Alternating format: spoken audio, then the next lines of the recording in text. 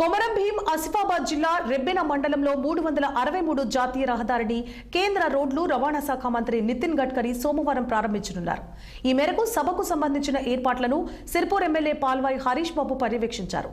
ఎన్నో ఏళ్లుగా పెండింగ్ లో ఉన్న జాతీయ రహదారులను అనుసంధానం చేసే హైవేలపై పెరుగుతున్న ప్రమాదాలు నివారణకు కేంద్రం పకడ్బందీ చర్యలు చేపట్టింది. ఇక ఇందులో భాగంగానే ఆదిలాబాద్ ఉమ్మడి జిల్లాకు సంబంధించి జాతీయ రహదారుల అభివృద్ధి పనులతో పాటు రిటైనింగ్ వాల్స్ తదితర అభివృద్ధి పనులకు నితిన్ గడ్కరీ వర్చువల్ గా శ్రీకారం చుట్టనున్నారు. కొన్ని అభివృద్ధి పనులకు ప్రారంభోత్సవం చేయడమే కాక పెండింగ్ రహదారుల నిర్మాణ పనులకు మంత్రి శంకుస్థాపన చేయనున్నారు. ఇక నాగ్పూర్ నుండి నేరుగా కొమరం భీం జిల్లా కాగజ్ నగర్ ఎక్స్ రోడ్ వద్ద వాసవి జిన్నింగ్ మిల్ ప్రాంగణంలో బహిరంగ సభ ఏర్పాటు చేసి జాతీయ రహదారుల పనులను నితిన్ గడ్కరీ ప్రారంభిస్తారు. తేదీ 5 మే ఉదయం 10 గంటలకు కేంద్ర మంత్రివర్యులు రవాణా శాఖ మంత్రివర్యులు శ్రీ నితిన్ గడ్కరీ గారు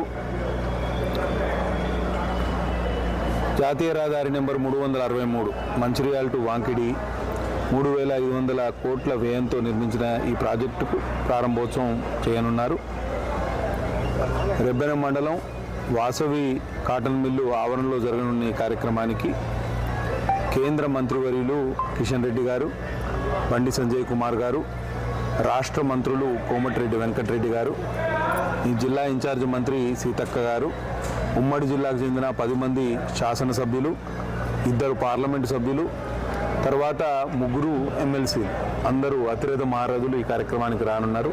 కాబట్టి 2 జిల్లాలు కొమరం భీం ఆసిఫాబాద్ జిల్లా మరియు మంచిర్యాల జిల్లాకు చెందిన భారతీయ జనతా పార్టీ నాయకులు, కార్యకర్తలు మరియు ప్రజలు ఈ కార్యక్రమానికి విచ్చేసి విజయవంతం చేయవలసిందిగా విజ్ఞప్తి. ఎందుకంటే